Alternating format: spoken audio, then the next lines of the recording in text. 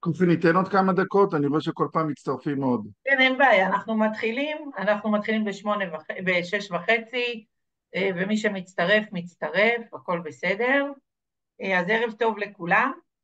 אנחנו היום נמצאים בהרצאה רביעית במספר, בסדרת ההרצאות של חודש הבית המשותף. ההרצאה היום בנושא של ביטוח של הבית המשותף, כל מיני היבטי ביטוח. אקו נוראי, אוקיי, טוב. עכשיו זה בסדר? שומעים אותי אני לא בסדר? שומע אצלך אקו, שומעים אותך נהדר, אני שומע אוקיי, בסדר. 100%, יופי. הכל בסדר. אז אנחנו מיד מתחילים. ההרצאה תוקלט ותישלח לכם ההקלטה ביחד עם המצגת, ושאלות יש לשאול בצ'אט. אנחנו נתחיל עם ההרצאה, ואחרי זה יהיה זמן לשאלות. ונמצא איתנו אמיר ברוז, מסוכנות ברוז לביטוח, ונתחיל. אז תודה רבה כוכי. אז כמו שכוכי אמרה, שמי אמיר ברוז, אני ברוז המרכז לביטוח בתים משותפים. הייחוד של הסוכנות שלנו זה שאני דור שני בתחום, סוכנות משפחתית, 3 אחים ואבא שהקים את העסק, אבל הייחוד היא בעצם שאבא שלי בזמנו המציא את כל התחום הזה של ביטוח לבתים משותפים, והסוכנות מתעסקת אך ורק בבתים משותפים. אנחנו לא מוכרים שום דבר שסוכני ביטוח רגילים מוכרים, לא מוכרים לא ביטוח דירה, לא רכב, לא סיעוד, לא בריאות, לא פנסיוני. המיקוד העסקי זה אך ורק ועדי בתים, ואנחנו גם הסוכנות שזכתה ב4-5 שנים האחרונות במכרז של האגודה לתרבות הדיור בכל המדדים של השירות, והאגודה עובדת איתנו וממליצה עלינו. והיום אני בעצם אתן לכם הרצאה על התחום, אנחנו נראה לאיפה זה ילך, אפשר לעשות את זה ממש סדר כרונולוגי, אבל תרגישו חופשי לשאול שאלות. אני בטוח שבנושא של עמדות טעינה חשמליות יהיה לא מעט שאלות. נתחיל עם הבסיס, כי הבסיס של הביטוח זה מאוד מאוד חשוב, כי ברגע שמבינים טוב את הבסיס אז יותר קל להתעמק אחר כך בכל הסוגיות, למה צריך ביטוח כזה, האחריות של מי הביטוח הזה בכל אירוע ואירוע. ואני אנסה לדבר איתכם בשפה פשוטה, דרך דוגמאות שכולנו מכירים ולא בשפה גבוהה. ואם יש פה חבר'ה שמעולם הביטוח והם רוצים שפה קצת יותר גבוהה, אפשר איתי אחר כך בצ'אט, אפשר בנפרד. אני פה שם דגש בכוונה לשפה יותר עממית ודוגמאות פשוטות, ואם יהיו פה חבר'ה עם יותר מתקדמים אפשר גם לעשות מה שנקרא שיעור למתקדמים. טוב, אז בעל פה פשוט סיפרנו לכם, בסוכנות ביטוח יש 50 עובדים, היא מחולקת למחלקות, מסלקים כ-25 תביעות ביום, כמו שאמרנו, אך ורק ועדי בתים, אין כמעט מקרה שלא נתקלנו בו וטיפלנו בו בעבר, בהווה, עשרות פעמים, וזה בעצם המומחיות שלנו, ממש כמו שאני אומר לרופא, חס וחלילה למי שיש בעיית לב, הוא הולך לקרדיולוג, הוא לא הולך לרופא משפחה, אותו דבר בוועדי בתים, ברגע שאנחנו עובדים אך ורק על התחום הזה, אז אנחנו מטבע הדברים מייצרים מומחיות ויודעים לתת מענה הולם לוועדי בתים בצורה מהירה ויעילה. זה נשמע מאוד מאוד פשוט, אבל סוכן ביטוח בדרך כלל מטפל במגוון רחב של נושאים, מהחיתום של להבין מה הצרכים של הבניין, דרך חידושי פוליסה, דרך אחר כך הפקה של הפוליסות, לטפל בתביעות בזמן תביעה, ואצלנו יש בעצם מחלקה נפרדת לכל חלק וחלק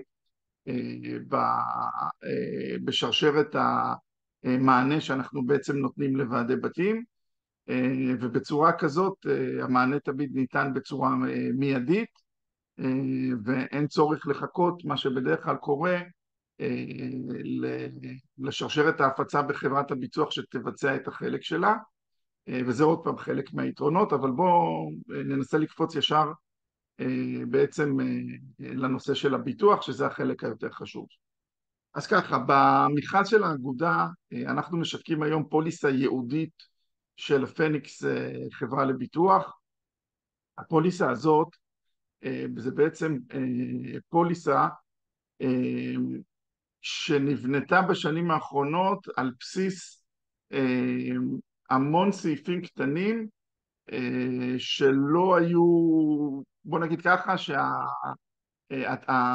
ההתייחסות של החברות ביטוח הנוכחיות שמשווקות פוליסות לוועדי בתים בסעיפים האלה היו פחות לטובת הלקוחות, ובעצם הפניקס באה והוציאה מכרז ואמרה אני מחפשת את כמה פרמטרים כדי לתת לחברי האגודה.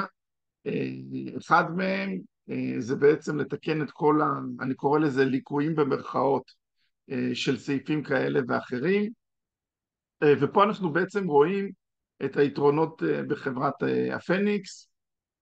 יש אפשרות בפרק המבנה לבחור בין שרברב פרטי לשרברב הסדר, השתתפות עצמית היא תמיד תהיה אחת, תכף נדבר איך יכול להיות שתהיה השתתפות עצמית שהיא יותר מאחת, אבל כשיש לנו אירוע שבו אנחנו מפעילים בפוליסה יותר מפרק אחד, לדוגמה נזק לדירה, שזה נחשב פרק צד ג', תכף נדבר מה זה צד ג', ונזק לצנרת, חברת הביטוח יכולה לבוא ולגבות שתי השתתפויות. רק בשבוע האחרון יצא לי לטפל בשלושה מגדלים בגבעת שמואל, שהיו להם 3 השתתפויות עבור 3 צנרות נפרדות, והצנרות האלה היו צנרות שמשותפות לשלושת הבניינים, וחברת הביטוח דרשה 9 השתתפויות, הם דרשו 3 השתתפויות מכל בניין, והיו 3 בניינים. אז אם באותיות הקטנות אין את הסעיפים הקטנים האלה שהאגודה דרשה להכניס אותם עבור כל הלקוחות שלה, זה לפעמים ההבדל באותיות הקטנות בין פוליסה ממש ממש טובה לפוליסה טובה. במקרה קצה האלה, שאף אחד לא יודע לרדת לרזולוציה שלהם בשוטף, הם בטח לא מופיעים במחיר, הם בטח לא מופיעים, אבל באותיות הקטנות זה כמו עורך דין טוב שדאג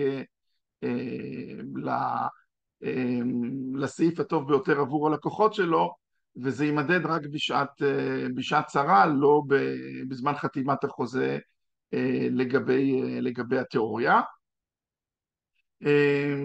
כשאנחנו כותבים פה אין הגבלה על מלאי עסקי בפוליסה, עוד פעם, יש חברות שמכניסות סעיפים כאלה ואחרים בלי לשים לב, אז פשוט כל הסעיפים הפחות טובים, אם אתה חבר באגודה לתרבות הדיור, אז אתה נהנה בעצם מהתנאים המיטיביים האלה בפוליסה. זה אחד היתרונות המרכזיים של האגודה, להיות חברים באגודה. טוב, בואו נתחיל עם ביטוח צד ג', שזה הבסיס של הבסיס, שמפה מתחיל בעצם להיבנת הפוליסה של ועד הבית. ביטוח צד ג' זה ביטוח שבעצם מכסה אירועים תאונתיים, שכמו שכתוב פה, גורמים לנזק פיזי או לרכוש של בן אדם, ברכוש המשותף לפי פקודת הנזיקין. עכשיו, המפתח פה בכל המשפט הזה, זה המשפט פקודת הנזיקין. מה אומרת פקודת הנזיקין? אבל לפני שנלמד את פקודת הנזיקין, אני רוצה לתת לכם דוגמאות מהחיים. נניח יש לכם ביטוח רכב, ואתם מעורבים בתאונת דרכים, אבל אתם לא אשמים באירוע. בא רכב וסוטה מהמסלול שלו ופוגע בכם, ובשיא חוצפתו הוא גם תובע בבית משפט אתכם על הנזק שנגרם לרכב שלו. אז כשאתם תופיעו בבית משפט, בלי קשר לאיזה ביטוח יש לכם, אתם תגידו אני לא אשם, אני לא עשיתי שום דבר, אני בסך הכל עמדתי בצומת, היה רמזור אדום והרכב סטה ונכנס בי, על מה הוא תובע אותי? אז הדוגמה הזאת זו דוגמה מאוד פשוטה להבין אותה, וזה בעצם המשמעות של פקודת הנזיקין. פקודת הנזיקין אומרת, האם הייתה רשלנות? אוקיי? אם לא נגרמה, אם אין איזושהי אשמה של רשלנות, אז על מה אני צריך לשלם כסף? על מה תובעים אותי? זאת אומרת, צד ג' זה בעצם מכסה אירועים שקורים בבניין, זאת אומרת, חברת הביטוח באה ובודקת שזה באמת אירוע תאונתי שקרה בבניין, ושהוא באחריות ועד הבית לפי פקודת הנזיקין, ובאמת ועד הבית אחראי לרשלנות שהאירוע הזה גרם. אוקיי? אז אני עוד פעם מפרק את המשפט שדיברתי לשני חלקים. אירוע תאונתי, אני אתן לכם דוגמאות לא של אירועים תאונתיים שלא מכוסים בפוליסה. לדוגמה, אחד מהדיירים תובע את ועד הבית בצו עשה שהוא דורש אני לא יודע מה, יתקנו את שביל הכניסה לבניין. אין לנו פה אירוע תאונתי, זה איזשהו סכסוך שכנים שאחד הדיירים תובע את ועד הבית על זה שהוא לא מבצע את עבודתו, שהוא רוצה שהוא יעשה משהו אחר לשביעות רצונו, ופה האגודה לתרבות הדיור עוזרת לכם, בשביל זה יש את הייעוץ המשפטי של האגודה לתרבות הדיור. אין לנו פה אירוע תאונתי. אירוע תאונתי זה אירוע שמישהו נפגע פיזי או שרכושו נפגע. ניתן דוגמה לאירוע תאונתי, נכנסים ללובי של הבניין ונפגעים פיזית ושוברים את הקרסול, זה אירוע תאונתי. יש לנו פה אירוע שקרה בבניין וגרם נזק או לגוף או לרכוש. זאת אומרת, הדבר הראשון בכל אירוע של תביעה שמגיע אליכם, ברגע שאתם מעבירים אותו לפתחנו, הסוכנות ביטוח, אנחנו קודם כל בודקים שזה אירוע תאונתי שקרה ברכוש המשותף, וגם אם זה קרה, זה עדיין לא אומר שאנחנו מיד מתנדבים לשלם, כי כמו שנתנו בדוגמה של הרכב, יכול להיות שאתם בכלל לא אשמים, ואומנם היה אירוע תאונתי בבניין, אבל אתם לא אשמים. בואו ניתן דוגמה לאירוע כזה. תחשבו על מקרה שאורח מגיע לבניין ומקבל התקף לב בלובי, באמת, ממש אירוע טרגי. יש לנו אירוע תאונתי, הוא נפגע בבניין, מקרה גוף, אבל הוועד לא אשם, הוועד לא גרם לו להתקף לב, הוועד לא צריך לדאוג לרופא 24 שעות שנמצא בלובי של הבניין, ולכן בכל אירוע אנחנו ממש כמו עורכי דין ומלווים אתכם מהרגע שמגישים נגדכם, מהרגע שעורך דין שולח לכם בעצם איזשהו מכתב דרישת תשלום או כתב תביעה בבית משפט, אנחנו בעצם נכנסים לנעליים שמגנות עליכם, ואנחנו מנתחים שלב שלב מה בדיוק קרה באירוע, האם זה באמת אירוע תאונתי, האם זה קרה בבניין, האם יש פה רשלנות של הוועד, אנחנו מסבירים לכם את זה, כי כל ההרצאה הזאת שאנחנו עושים עכשיו, אתם תשכחו אותה כשיהיה אירוע תאונתי, אז אנחנו מלווים אתכם עוד פעם מההתחלה ועד הסוף, ואם זה כמובן אירוע שבאמת מכוסה על ידי הפוליסה, אנחנו נותנים את הייצוג המשפטי, ומגנים עליכם בבית משפט עד הסוף כמו שצריך. זה בעצם הבסיס לכל ההרחבות שאנחנו עוד מעט נדבר עליהן. אני אשמח לענות על שאלות על פרק קצת ג', כי אם אנחנו נדלג אחר כך לכל שאר הדברים זה יהיה יותר מסובך. אז האם יש שאלות לגבי פרק קצת ג', האם מבינים אם יש לכם מה שאלות המשמעות של אירוע על תאונתי? החלק הזה אתם יכולים לשאול.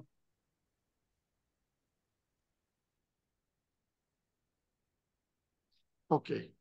לגבי השאלות שמעלו פה בינתיים, צנרת שכוללת את כל הדירות ובתוך הדירות, אני אענה כשנגיע לפרק המבנה שמתייחס לצנרת, אני אענה להכל, אוקיי? טוב, אז בואו נתקדם הלאה. אז פרק קצת ג', את הבסיס אנחנו הבנו את החלק הזה. אנחנו מתקדמים לרובד הבא. הרובד הבא זה הרחבה של כיסוי של חברי הוועד, אוקיי? צד ג' בעצם מכסה את הבניין כולו כנגד תביעות, כמו הדוגמאות שהבאתי לכם, אבל אתם חברי הוועד חשופים כנגד תביעה אישית, כנגד מישהו שיבוא ויתבע לא את הבניין, אלא יתבע את אחד מחברי הוועד או את כולכם על החלטה שקיבלתם, ממש כשם הנהלה של חברה כלשהי חשופה לתביעה, ורוב המקרים שאנחנו נחשפים למקרים שבהם תובעים אישית חברי הנהלה, זה בדרך כלל באירועים טרגיים, אז הדבר מגיע לעיתונות, אבל הדבר מאוד מאוד נפוץ. אם אתם זוכרים, כשהייתה הרעלה של התינוקות, של הסימילק, או אני לא זוכר איזה מותג, היה שם איזושהי בעיה, אז בדרך כלל כשיש לנו אירועים שמגיעים למקרה מוות, אז גם המשטרה נכנסת לעניינים וגם החקירות מגיעות לרמה של איזה החלטות קיבלו חברי ההנהלה שגרמו לאירוע הטרגי הזה, והאם יש רשלנות אישית שלהם שגרמה לאירוע הזה, אוקיי? אם אנחנו זוכרים את אירוע ורסאי לפני כמה עשרות שנים של הקריסה שם של האולם אירועים, ולא לפני כמה שנים הייתה קריסה של חניון בתל אביב, אז במקרים היוצא דופן זה ברור, אבל עורכי דין כשהם מגישים תביעות נגד ועדי בתים, הדבר הראשון שהם בעצם באים ותובעים זה בעצם הדבר הראשון שהם באים ותובעים זה בעצם את חברי הוועד, במידה וזה באמת אפשרי לתבוע אותם. זאת אומרת, אם הייתה פה באמת רשלנות אישית באירוע המסוים הזה, אוקיי? אז זה בעצם החלק השני של הביטוח. הנה רושמים לי פה גם את אסון המכבייה. לפני זה אני רואה שפנינה רושמת למה אתם לא מספרים, לא מבטחים בתים ישנים. תכף אנחנו נדבר איזה בניינים אפשר לבטח ואיזה בניינים אי אפשר לבטח. ופנינה, זה לא אנחנו מייצגים את חברות הביטוח. זאת אומרת, אם שוק הביטוח בישראל לא מסכים לבטח בניינים מסוימים, לי אין ברירה. אנחנו הסוכנות אומנם שמתמחה בדבר הזה, אנחנו יכולים לנסות לשכנע מעבר, יכולים לנסות למצוא פתרונות בחברות אחרות, אבל אנחנו בעצמנו לא המבטחים, אנחנו אלה שמייצגים ובעצם מנסים לתת פתרון לוועדים. אבל אנחנו קצת סוטים מהנושא, אז אני חוזר חזרה לסעיף הזה של תביעות אישיות כנגד חברי הוועד. ואני רוצה לתת לכם דוגמה איפה יש לכם חשיפה משפטית ואיפה אין, ממש דוגמה פרקטית, וכדי שיהיה לכם גם כלים לא רק לוודא שבפוליסה שלכם יש הרחבה כזאת, אלא גם להבין שההרחבה הזאת לא מכסה אתכם עבור כל אירוע ואירוע. זאת אומרת, גם הביטוח שנמכר עבור חברי הוועד, הוא לא מכסה כל דבר ודבר, אוקיי? אז בואו ניקח מקרים מה הוא כן מכסה ומה לא, אוקיי? בואו ניקח מקרה שבו בעצם פונים לחברי הוועד ומבקשים מכם לדאוג לפנות את כל המטלטלים מחדר המדרגות, כי אחד הדיירים בצורה גבוהה שם שם את האופניים של הילדים שלו, וכשיש הפסקת חשמל זה יכול לגרום למידע של דיירים, ומידע יכולה להביא לפציעה וכולי, ויש איזשהו דין לדברים, ובסופו של דבר האירוע הזה כן מתרחש. אז פה יש לכם חשיפה לתביעה אישית, אוקיי? והפוליסה מכסה החלטה כזו או אחרת שקיבלתם או לא קיבלתם, שגרמה לתאונה. לעומת זאת, יש סעיפים שלא מכוסים בפוליסה, והסעיפים האלה מתייחסים בעיקר לאי רכישת ביטוח. עכשיו, מבחינה משפטית, מדוע חברות הביטוח לא מכסות תתי סעיפים כאלה? הסיבה היא כדי למנוע מצב שוועדים מתוחכמים בעצם יגידו כל הזמן לדיירים בבניין, בוא לא נעשה ביטוח מבנה, בוא לא נעשה ביטוח רעידת אדמה. אם יהיה אירוע כזה, תתבעו אותי על הרשלנות, מדוע לא רכשתי ביטוח. זה גם סוג של רשלנות. בתור מישהו שמוביל את הבניין, אני הייתי צריך לדאוג לביטוח, לא דאגתי לביטוח מתאים, תתבעו אותי ויש לי ביטוח על התביעות האישיות כנגדי. אז זו דוגמה אחת שבעצם, למרות שרכשתם את הביטוח הזה, היא לא תעזור לכם. דוגמה שנייה, זה בעצם סעיף של דיבה. היום אנחנו משתמשים בוואטסאפ ככלי לדיון עם כל הדיירים, ולא מעט ועדי בתים חוטאים כשמנהלים דיון מול דייר בפרהסיה, זה אומר בקבוצת וואטסאפ של הבניין, ויכולים ממש להתנצח עמו, לא שילמת את מיסי הוועד, אתה חייב שנה ככה כסף, אין לך זכות להביע עמדה, קודם כל תשלם את החובות שלך וכולי וכולי וכולי. וסעיף של דיבה לא מכוסה בפוליסה כדי למנוע בעצם מצב שברגע שוועד הבית קונה פוליסה לתביעות אישיות, זה עכשיו נותן לו סוג של צ'ק פתוח להתחיל לדבר בצורה לא נאותה לדיירים בבניין, ולכן אני ממליץ לכם, המלצה שלא קשורה לביטוח, לעולם, לעולם, לעולם לא להתנצח עם דיירים בפרהסיה, לא בעל פה ולא בקבוצת וואטסאפ, תמיד באחד על אחד. אחד על אחד מונע את האפשרות שיתבעו אתכם על דיבה. ופנינה, אני אענה על שאלות, אני מנסה להיצמד לבסיס של הביטוח, ואנחנו נתייחס גם למגדלים ומאיזה גיל אפשר לבטח ומאיזה גיל אי אפשר לבטח, אבל אני מבקש שתתעזרי בסבלנות, נלך קצת לפי הסדר ואז יהיו בשאלות כלליות. אז הכיסוי מבחינתי של חברי הוועד זה הכיסוי הכי חשוב שאתם צריכים לדאוג לפחות לעצמכם, זה לדעתי. ועד שקונה רק ביטוח צד ג' ולא קונה הרחבה לעצמו, זה בחירה שלו, אבל מבחינתי האלף ב' זה המינימום שצריך לעשות. שאלות לגבי חברי ועד?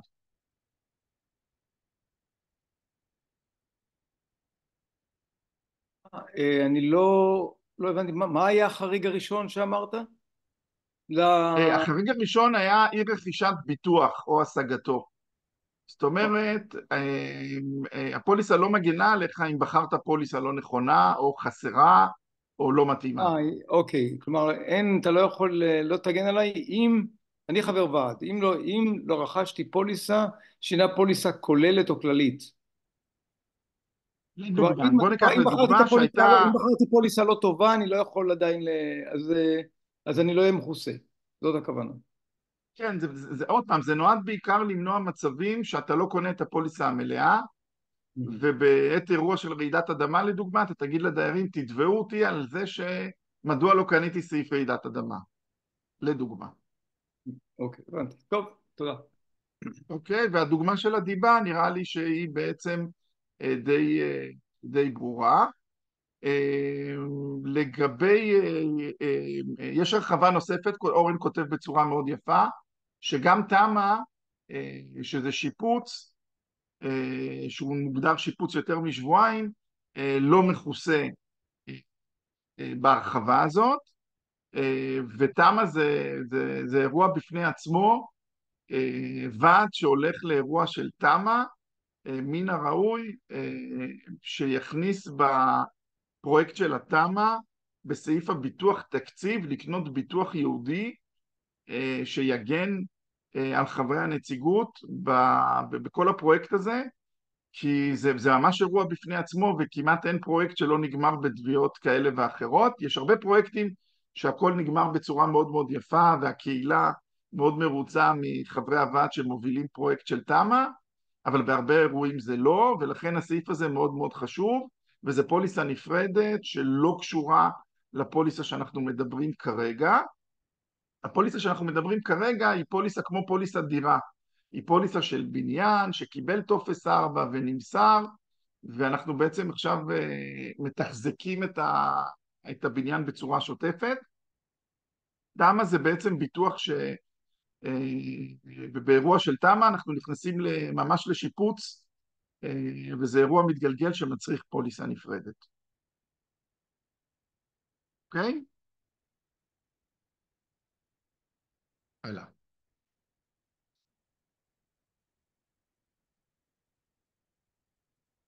טוב, בוא נדבר קצת על ביטוח חבות מעבידים. ביטוח צד ג' מכסה דיירים ואורחים, וביטוח חברי ועד מכסה את חברי הוועד. ביטוח חבות מעבידים זה בעצם הביטוח שמכסה את עובדי הבניין. שזה מנקה, גנן, במגדלים מאוד גדולים יש לנו מספר רב של עובדים, משומרים דרך אב בית ועד אנשי החזקה כאלה ואחרים. בהרבה מקרים בעצם עובדי הבניין ברגע שהם נפגעים בזמן עבודתם, הם קודם כל תובעים את ביטוח לאומי. אבל מי שכבר יצא לו להיפגש עם המוסד לביטוח לאומי, המוסד לביטוח לאומי לא משלם פיצויים מאוד מאוד גבוהים, יש אחוזי נכות וטבלאות מאוד מאוד מסודרות, ואני חושב שהפיצוי המקסימלי שהם משלמים זה כמה אלפי שקלים בודדים בחודש לעובד שנפגע תוך כדי עבודתו.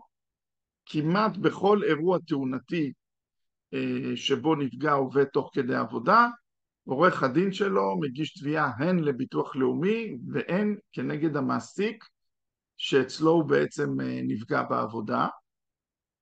אני מניח שחלקכם מעסיקים גם חברות ניהול, ולחלק מהבניינים היום אין כביכול עובדים, כל העובדים הם עובדים של קבלני משנה, ולכן תמיד עולה השאלה למה אנחנו בכלל צריכים ביטוח של חבות מעבידים. אם כל העובדים הם לא העובדים שלי, זה עובדים של קבלן הניקיון, זה עובדים של חברת הגינון, המדביר הביא איתו את הצוות שלו וכולי וכולי וכולי. ואז אנחנו פשוט מסבירים שכשמגיעה תביעה של אותו עובד שנפצע כנגד הבניין או חברי הוועד, היה ולא רכשתם בעצם את הפרק של חבות מעבידים, לא ניתן להגן עליכם בבית משפט. חבות מעבידים הוא גם כולל הגנה משפטית.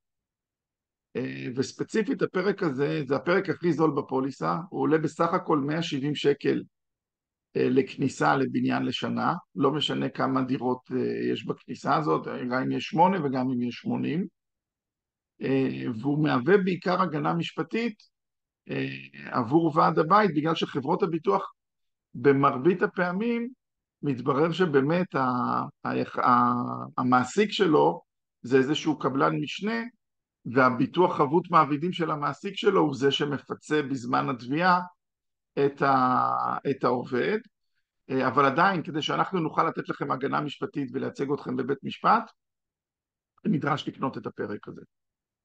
גם אם אין לכם אף עובד והכל אתם מעסיקים קבלני משנה. שאלות על ביטוח חבות מעבידים?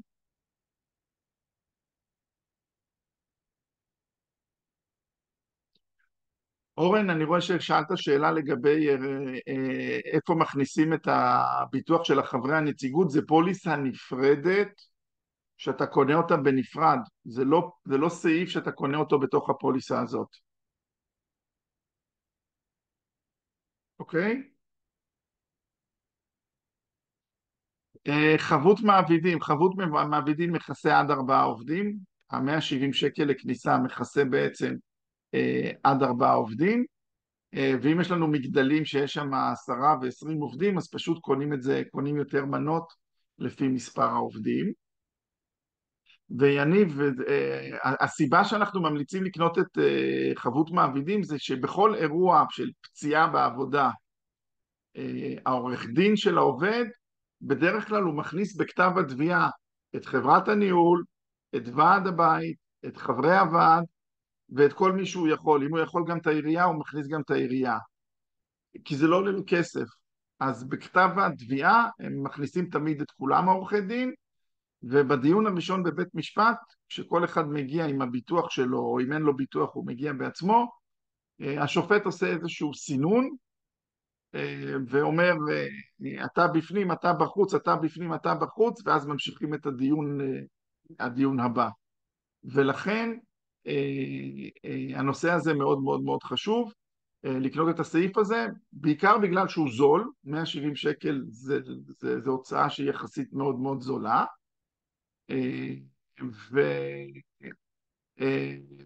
ואם לא רכשת את הדבר הזה, אז אתה צריך בעצם ללכת ולהגן על עצמך בבית משפט. בסדר? שאלה, המחירים שנתיים או חודשיים? שאתה נוקט? שנתיים. אני מדבר על 170 שקל לשנה לבניין, זה באמת מחיר מאוד מאוד מאוד זול. אוקיי? בסדר. אני לא, אני מנסה תוך כדי לקרוא גם את ההערות שלכם אני ולהגיב, חושבת, אמיר, אני חושבת שבגלל שאתה מאפשר שאלות על כל נושא, אז אם יש שאלות שקשורות לנושא, תשאלו במיקרופון, ואם זה שאלות שנענה בסוף, אז תשאלו בצ'אט. בסדר.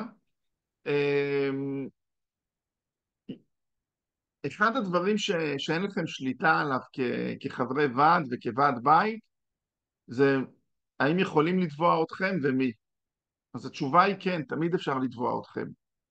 אפשר לתבוע אתכם גם אם אתם לא אשמים, וגם אם אין קשר ביניכם לבין התובע, אוקיי?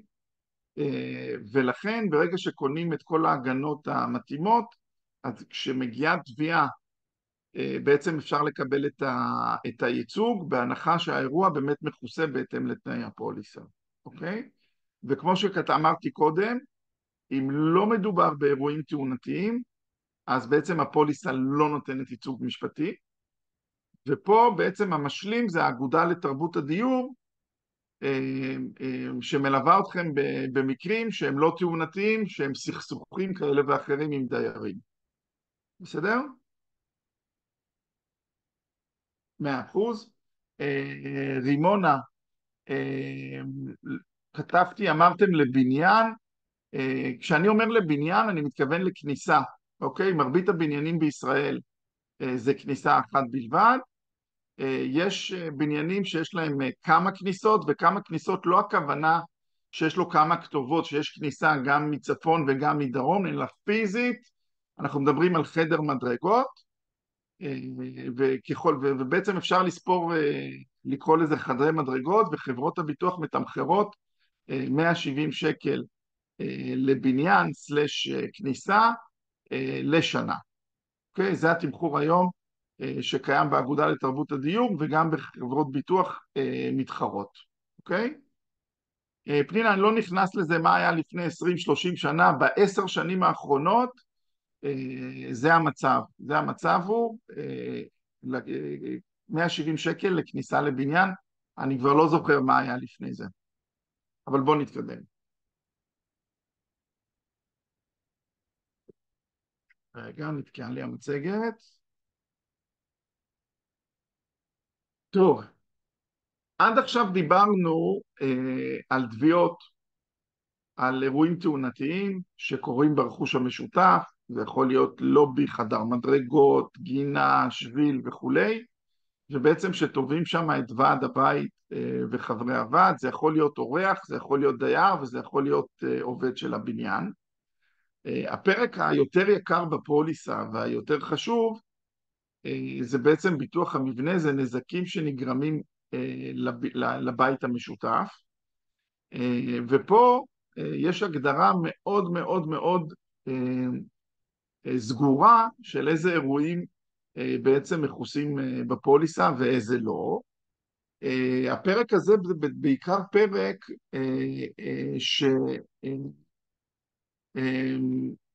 שדומה לביטוח דירה, אני בטוח שלחלקכם או לרובכם יש ביטוח דירה, וגם בביטוח דירה יש את הסעיפים האלה של רעידת אדמה, שריפה, פיצוץ צנרת, פיצוץ של גז, נזקי שערה סופה, ובעצם כל הדבר הזה זה בעצם פרק שמכסה אירועים שקורים בבניין, ואם לא יהיה ביטוח, אז בעצם קופת הוועד, אתם תצטרכו בעצם לממן את התיקונים שנגרמים כתוצאה מאירועים כאלה, אוקיי? אז אם חס וחלילה יש לנו אירוע של שריפה, או יש לנו אירוע של פיצוץ צנרת, או בחורף בסערה סופה, פתאום יש איזושהי סתימה ברחוב, וכל המים של הבניין מציפים, או חניון תת-קרקעי, או את הלובי, ואיכשהו מגיעים למעליות.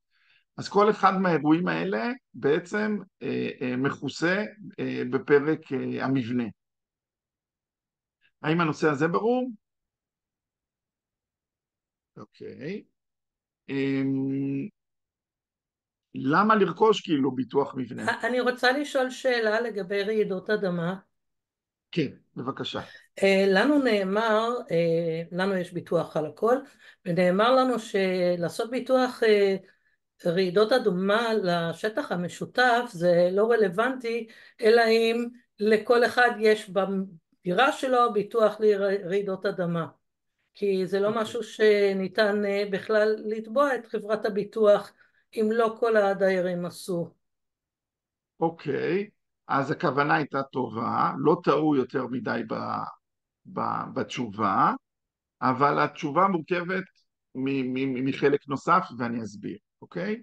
אני אסביר דרך הדוגמה מסודרת של רעידת אדמה. אני תמיד מחלק מקרה של רעידת אדמה לשני חלקים. המקרה שאת מדברת עליו זה מקרה של total loss, שהייתה רעידת אדמה וכל הבניין קרס. ואז את צודקת שהסכום ביטוח שבו חברות הביטוח מבטחות את הרכוש המשותף, שזה סדר גודל של 15 עד 20-25% מעלות המבנה כולו, היא לא כוללת את הדירות. ולכן, אם לאחת הדירות אין ביטוח כנגד רעידת אדמה, זה לא עוזר לנו כי אי אפשר להקים את הבניין מחדש. אוקיי?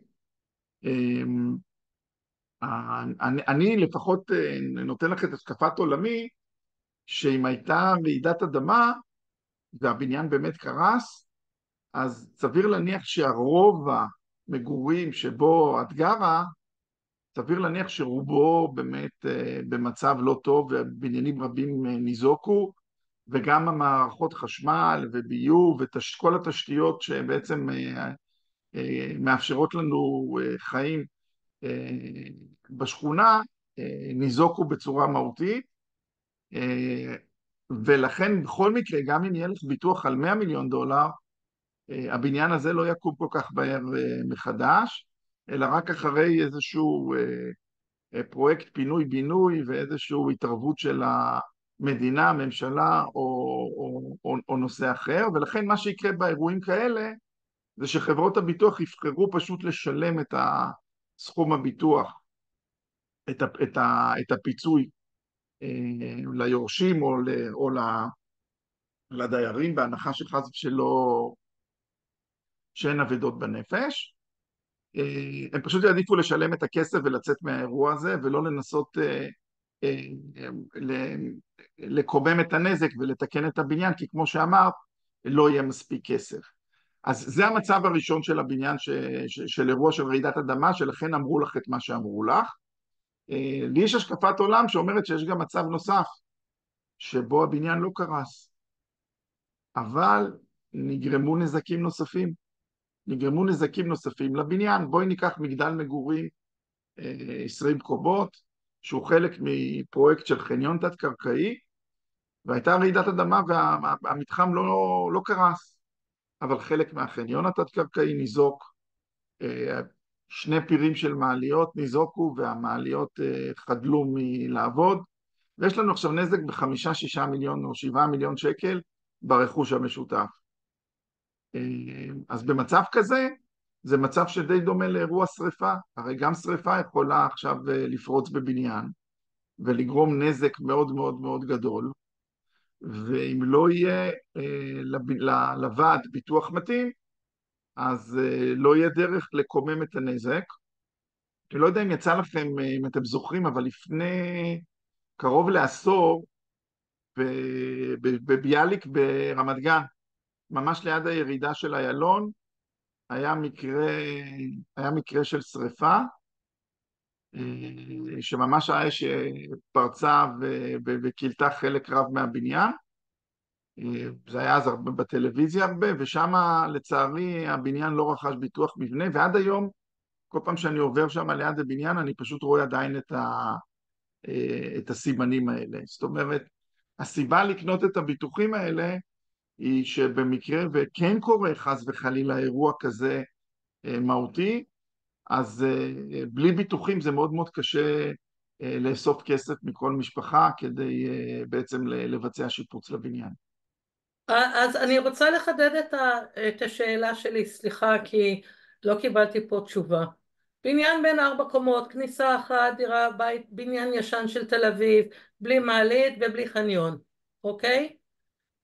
איזה מקרה הדבר היחיד שיכול פחות. לקרות אז, שהוא אז אני חלקי אומר, ולא קריסה, זה שיעופו לי העריכים, או יתפוצץ לי לא, לא, הצבע לא, לא, לא. בעמודים, או אני לא אני יודעת. מסכים איתך שעם המצב שלך, המקרה הפרטני בבניין שבו את גרה, זה בניין של 4 קומות שאין בו מעלית, ובניין ישן, סביר להניח שאם תהיה רעידת אדמה, יהיה נזק מלא ולא נזק חלקי, ולכן פה באמת לבדוק עם הדיירים, אם הם רוכשים ביטוחי דירות עם רעידת אדמה או לא, ואם כן, אז לשקול להוסיף את זה חלק מהוועד על הרכוש המשותף, ואם לא, אז באמת חבל על הכסף. תודה רבה. בבקשה. טוב, בואו נתקדם.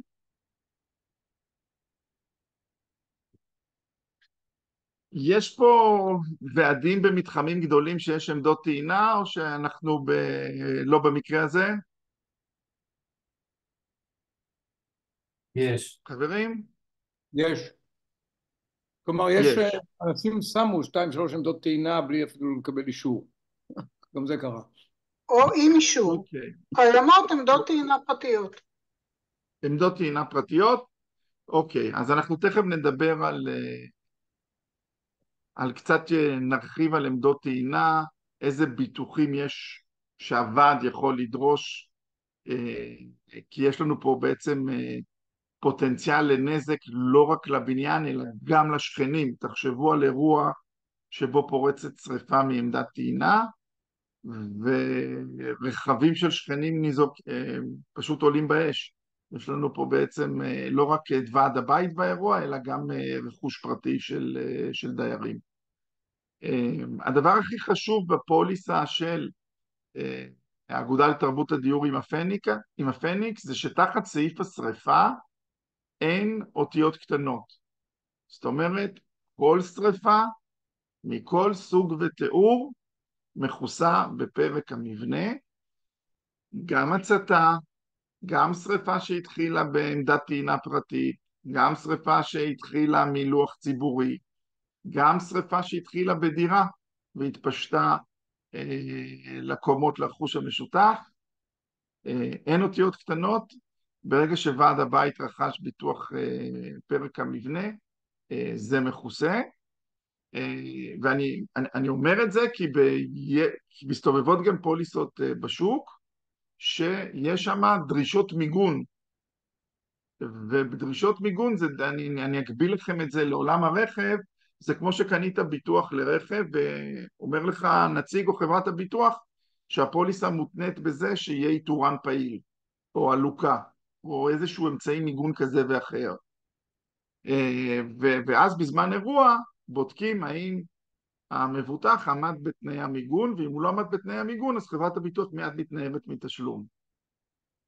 אז בנושא של אש ושריפה ועמדות טעינה, לא מעט פוליסות, יש דרישות מיגון שאומרות אתה צריך ככה וככה מטפים, צריך לעשות בדיקה טרמוגרפית, זה בדיקה של מהנדס חשמל אחת לשנה, צריך לעבוד לפי תקן כזה וכזה, וכשחותמים על הטפסים ומקימים פוליסה ומתעלמים מהדרישות מיגון האלה, לא לוקחים בחשבון שביום האירוע זה בעצם הפתח שחברת הביטוח בודקת האם עמדתם בכל מה שרשום בפוליסה, ואם לא עמדתם אז יש בעצם אפשרות לא לשלם לכם, וזה לא נעים להיות בסיטואציה כזאת. אוקיי, אז דרישות מיגון, לשים לב לדבר הזה למי שלא קונה דרך האגודה. אוקיי, אז בואו נדבר קצת על עמדת טעינה ורכב חשמלי. טוב, אז כמו שהתחלתי בעצם לספר קודם, כשיש לנו אירוע של שריפה מעמדת טעינה, יכולים פוטנציאלית להיות כמה גורמים שונים שניזוקו באירוע. הגורם הראשון זה בעצם הרכוש המשותף, זה ועד הבית.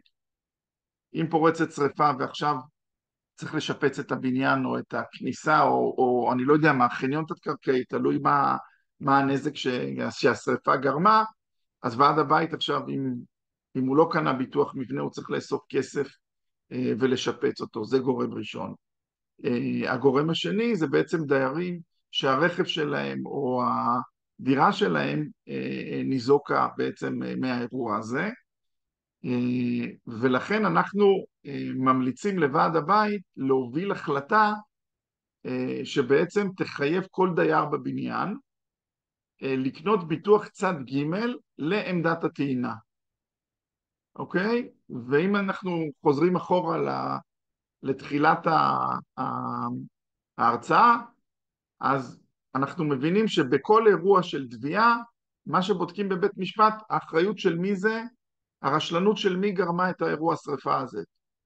אוקיי? ואם זה עמדת טעינה שהבעלות שלה היא בעלות פרטית, אז הפוליסה של הבניין לא מכסה את הנזקים שזה גרם לשאר הדיירים. ואתם בתור נציגות של ועד בית צריכים לדאוג לאינטרסים של כלל דיירי הבניין, ואתם צריכים לפחות לקבל החלטות שמגנות עליהן. ואחת ההחלטות זה בעצם לדרוש מכל דייר שיציג בפניכם ויקנה ביטוח צד ג' לעמדת הטעינה שהוא התקין בבניין, שהיא רק עבור הרכב שלו. אוקיי?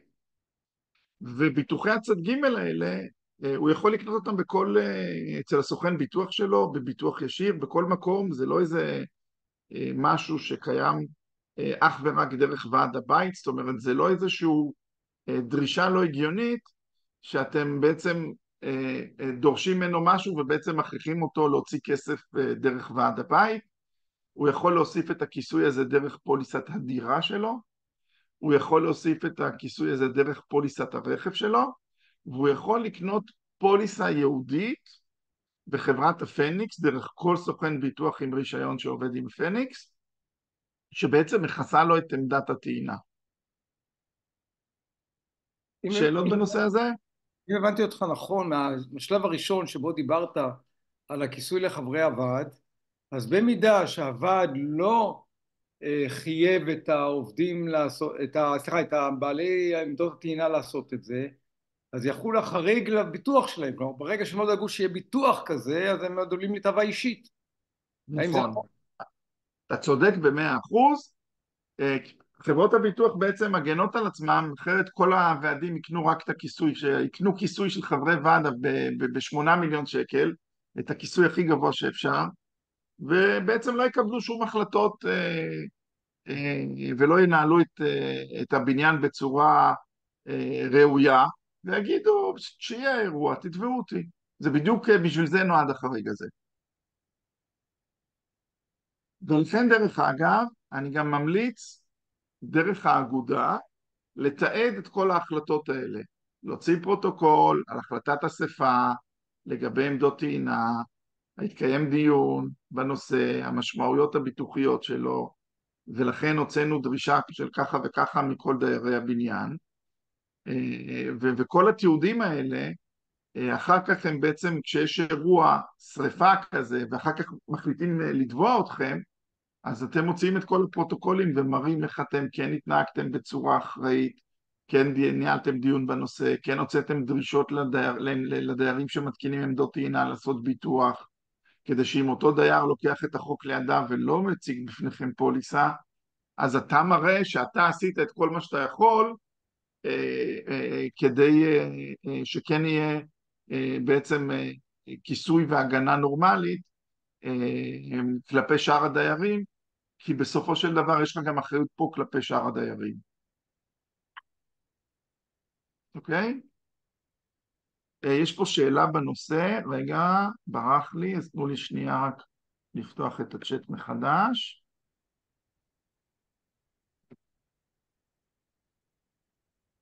מה עושים עם כאלה שכבר יש להם עמדת טעינה?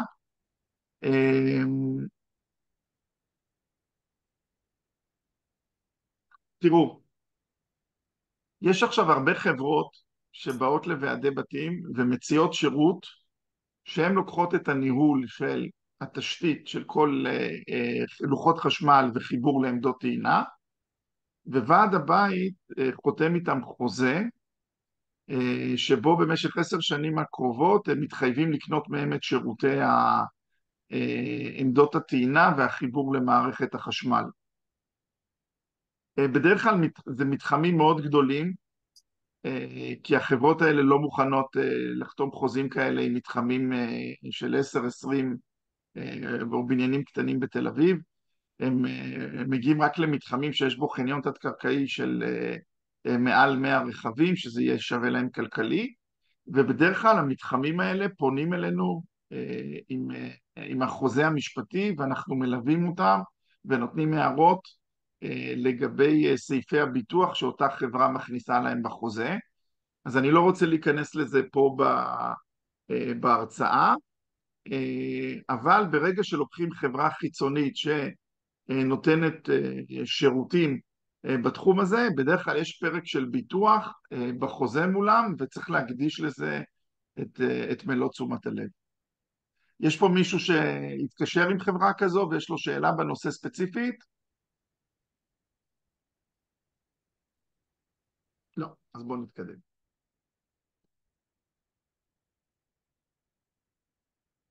טוב. עכשיו אנחנו חוזרים בעצם בתחילת הדיון, הייתה איזו הערה לגבי איך, מאיזה שנה אפשר לבטח או אי אפשר לבטח בעצם בניין. אז יש מספר רב של פרמטרים שחברות הביטוח בעצם קובעות האם הבניין הוא בר ביטוח והיא מוכנה לבטח אותו, וגם כמובן מה המחיר, אוקיי? אז הפוליסה הבסיסית שמכסה בעצם את הצד ג' של הבניין, היא מכסה עם המון המון החרגות, יש משהו כמו 10 החרגות בפוליסה, זאת אומרת, היא לא מכסה שטחים מסחריים, היא לא מכסה חדר כושר, היא לא מכסה בריכת שחייה, מכפילי חנייה, היא בעצם לקחו את הבניין הממוצע שאין בו שום דבר יוצא דופן, ואת כל אני קורא לזה האקססוריז, המתקנים היוצא דופן, אמרו זה מוחרג, אבל מי שרוצה ויש לו בבניין ג'קוזי או סאונה או חדר כושר או מעלית חשמלית לרכבים, אז הוא בצורה פרטנית יצטרך לשלם יותר כסף מבניין רגיל בתל אביב בלי מעלית או עם מעלית של 4 קומות, אוקיי? כי לא יכול להיות שכל הבניינים, בעצם אנחנו ניקח את אותו כסף של סיכון של מגדל שיש בו שטחי מסחר, או שיש בו בית רופאים, שיש בו חדר כושר, שיש בו מתקנים שלרוב הבניינים, ל-90% מהבניינים אין אותם, ובעצם כולם ישלמו את הפרמיה ואת הסיכון, זה לא הוגן. אז הדרך של חברות הביטוח לעשות את זה היה בעצם להוציא את כל היוצא דופן מחוץ לפוליסה, והפוליסה הבסיסית לא מכסה אותם, ועכשיו מי שצריך בעצם יקנה את הסעיפים שהוא כן צריך, שמתאימים ספציפית לבניין שלו. אוקיי? בואו נעבור קצת על דגשים. העדכון האחרון של התעריף של חברי האגודה הותקן לפני כשנתיים, המחיר ירד ל-58 ש"ח ליחידת דיור לשנה. אני יכול לספר לכם שבניין שאינו חבר באגודה, אז המחיר שלו הוא 65 שקלים לדירה לשנה, לעומת 58 ש"ח.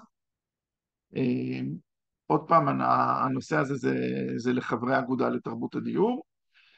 קיימות בשוק גם תעריפים יותר זולים מ-58 שקלים לדירה לשנה. התעריף הזה מתייחס לסכום ביטוח של 5 מיליון שקלים בפרק צד ג'.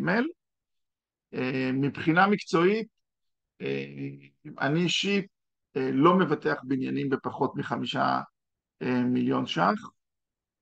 החיסכון בפרמיה פה הוא פעוט, ומכיוון שאני כל הזמן רואה תביעות, רק בחודש האחרון יש איזשהו, אני לא יודע אם אתם זוכרים, היה לפני 3 שנים מקרה מצער של תביעה של זוג בתל אביב שהמעלית שלהם הם ירדו, ובאירוע של יום מאוד מאוד סוער של הצפות מים נכנסו למעלית, גרמו לקצר במעלית והם ממש טבעו במעלית. אז השבוע הייתה פסיקה בבית משפט ושולם למשפחות 6 מיליון ש"ח על האירוע הזה.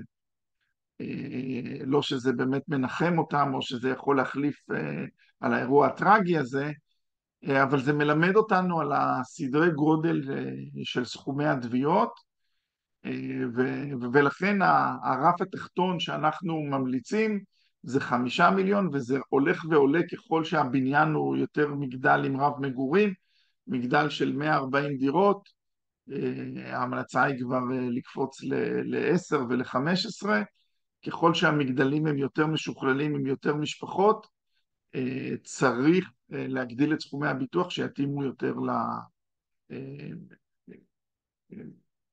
לכמות הדיירים ולסכומי התביעות שיכולים לקרות. טוב, אז התוכנית הבסיסית נקראת תוכנית כסף עם 5 מיליון ש"ח, אחר כך יש מדרגה של 8 ו-10, אפשר להגיע עד 80 מיליון, המדרגות הבאות זה 15, 20, 40 ו-80. עוד פעם, בניין קטן, בלי מעלית, עד 20 דירות, אני חי בשלום עם תוכנית בסיס של כסף, ואין צורך לדלג על הכיסויים הבאים, אפשר בפערים האלה לקנות סעיפים אחרים בפוליסה, או לעשות שימוש חכם יותר בכסף לדברים אחרים מקופת הוועד. חברי ועד, בסעיף הזה אין לי הסבר למה, אבל לא מעט ועדים אומרים הסיכוי שמישהו יתבע אותי הוא מאוד מאוד נמוך, וקונים כיסוי מאוד נמוך של 500,000 שקל. אני חושב שזה השכר טרחה שלכם כלפי הזמן, כי כשחס וחלילה יש אירוע וטובים אתכם, ופתאום הסכום ביטוח לא מספיק, אי אפשר להתחרט ולשלם עכשיו עוד מנה כדי שהאירוע יכסה גם אתכם, ולכן פה ההמלצה שלי זה להתחיל לפחות מ1.5, אבל עוד פעם, כל מקרה לגופו יכול להיות לנו בית משותף עם 4 דיירים, אז אתה את עצמך לא הולך לתבוע, הפוטנציאל שיתבעו אותך זה עוד 3, ואם זה יחסי שכנות טובה, יכול להיות שזה אפילו מיותר בכלל לקנות את הכיסוי הזה. אז באמת כל מקרה לגופו, ואתם בתור ועדים שמכירים את הבניין ואת הסביבה שבה אתם פועלים, אתם אלה שצריכים להחליט מה מתאים לכם ומה לא.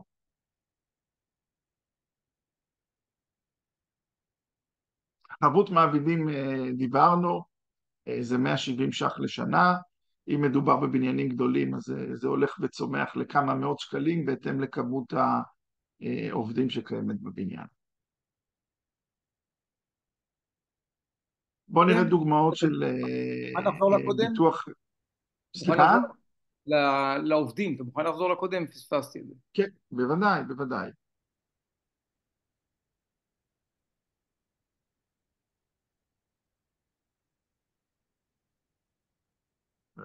מה השאלה? אני איתך. יש לי 2 שאלות. א', הראשון שאמרת עם המדרגות של 5 מיליון, 10 מיליון, זה נגד תביעות או זה נגד נזקים? תביעות. עוד לא הגענו לפרק. המבנה זה השקף שחזרנו אחורה, תכף אנחנו נדבר עליו. זה תביעות. מה הכיסוי המקסימלי שיכולים לתבוע אותך בגין אירוע תאונתי שקרה בבניין ברשלנות שלך? השאלה שנייה, פספסתי פשוט את השקף שלך של ביטוח של העובדים, זה אם אתה יכול לחזור אליו. אוקיי, ביטוח חבות מעבידים, הבנתי. ביטוח חבות מעבידים זה ביטוח שמכסה תביעות שהן מעבר לביטוח לאומי. כן. בדרך כלל כשעובד נפגע בבניין, העורך דין שלו אוטומטית מגיש תביעה נגד ביטוח לאומי, ונגד חברת הניהול, ועד הבית וחברי הוועד. למה? כי הוא יכול. ושבית משפט בעצם בודק האם יש יחסי עובד מעביד בין ועד הבית לאותו עובד. במרבית המקרים אני אומר, אין יחסי עובד מעביד והתיק מסתיים בייצוג משפטי. היה וכן יש יחסי עובד מעביד, אז בעצם נבחנת אחוז הפציעה, ואם זה באמת נעשה תוך כדי עבודה, והתיק מנוהל, ובאמת אותו עובד מפוצה בהתאם. ו-170 ש"ח, זה פר יחידת דיור או פר עובד או פר מה? ה-170 ש"ח זה פר כניסה לשנה עד 4 כניסה עובדים. ל4 עובדים, אוקיי, בסדר. אז 4 עובדים זה 170 ש"ח, באמת סכום מאוד מאוד זול. הסיבה שזה מאוד מאוד זול, זה שהשכיחות של הפציעות של שכירים בבית משותף ירדה בצורה מאוד משמעותית, ושכבר יש תביעות של פציעות מהותיות, הרבה פעמים זה עובד שהוא עובד קבלן, שמכוסה בחבות מעבידים של הקבלן ולא של הבניין. בגלל זה הפרמיה היא כזו זולה.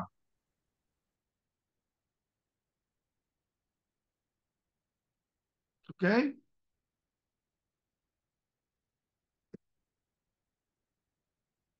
פרק המבנה. פה אנחנו נותנים לכם דוגמה של עלויות ביטוח לביטוח מבנה. אז יש שתי אפשרויות לבטח את פרק המבנה.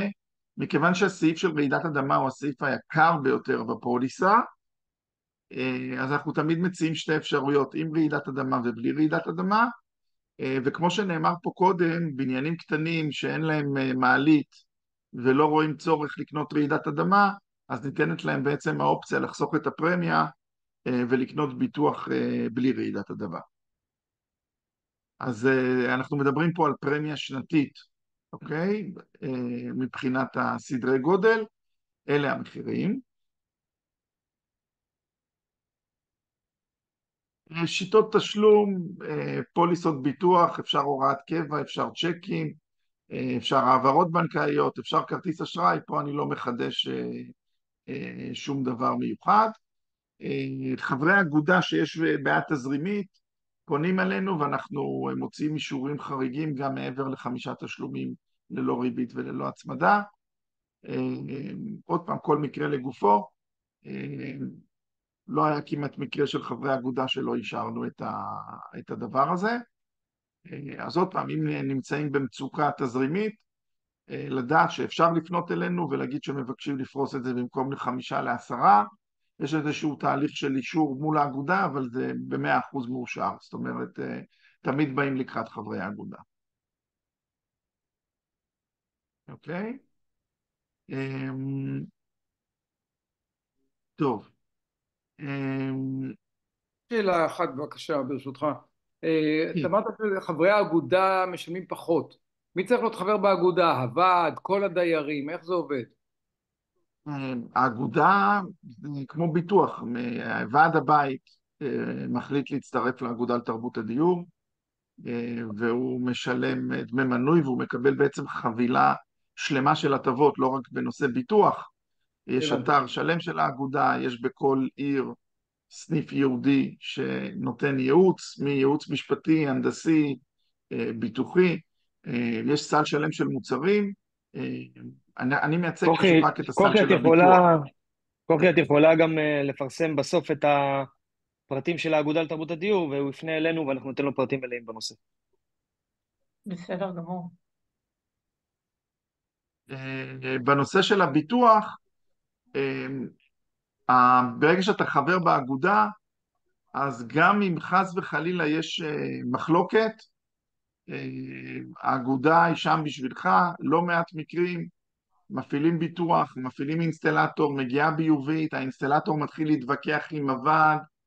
הדבר הזה, אתם יודעים, כשהכל עובד וזורם אז הכל נהדר, אבל לפעמים יש מקרים שאין לנו שליטה עליהם, ואנחנו אפילו לא מודעים על ספק שלא נותן שירות בצורה הולמת. ופה בעצם הכוח של ברוז ושל האגודה, ברגע שהדבר הזה מגיע אלינו, אנחנו מטפלים בצורה אישית מול חברת האינסטלציה, מול חברת ההסדר, ומתעקשים לקבל את השירות שמתאים לחברי האגודה. בניינים קטנים, צריך לשים לב שיש גם פרמיות מינימום. הרבה בניינים שהם של 4 דירות, 5 דירות ו6 דירות, צריכים לשים לב שיש איזושהי פרמיית מינימום של 580 שקל לשנה, שזה משהו שחברות הביטוח לא מתעסקות עם סכומים שהם פחות מזה, אבל פרט לדבר הזה, ככל שהדירות, כמות הבניינים יותר גדולה, המחיר הוא בעצם ביחס ישר לפי כמות הדיירים. שאלות? אמיר, אתה עדיין צריך את המצגת או שאני יכולה להשאיר את הפרטים פה? את יכולה עכשיו לשאול פרטים, זהו, הגענו לסוף. אני יכול אפשר להסתכל לקרוא בצ'אט שאלות לראות אם... במיקרופון, מי שרוצה. כן, הנה, לא, היא צודקת, לא התייחסתי לגבי בניינים ישנים. אוקיי, אז תראו, ב5 שנים האחרונות, אני לא יודע, יש כמה בניינים שקרסו, אחד בחולון, אחד ברמת גן, הדבר הפך להיות יותר ויותר נפוץ, ממש בנס העיריות הגיבו גם בחולון, גם ברמת גן וגם בערים נוספות לתלונות של הדיירים על רעשים, שלחו באמת מהנדס שראה שיש פה אירוע של מתגלגל של קריסה ופינו את כל הדיירים והבניינים באמת קרסו כי הם פשוט הגיעו לסוף חייהם מבחינת החומר, והדבר הזה הגיע לפתחו של המפקח על הביטוח וחברות הביטוח,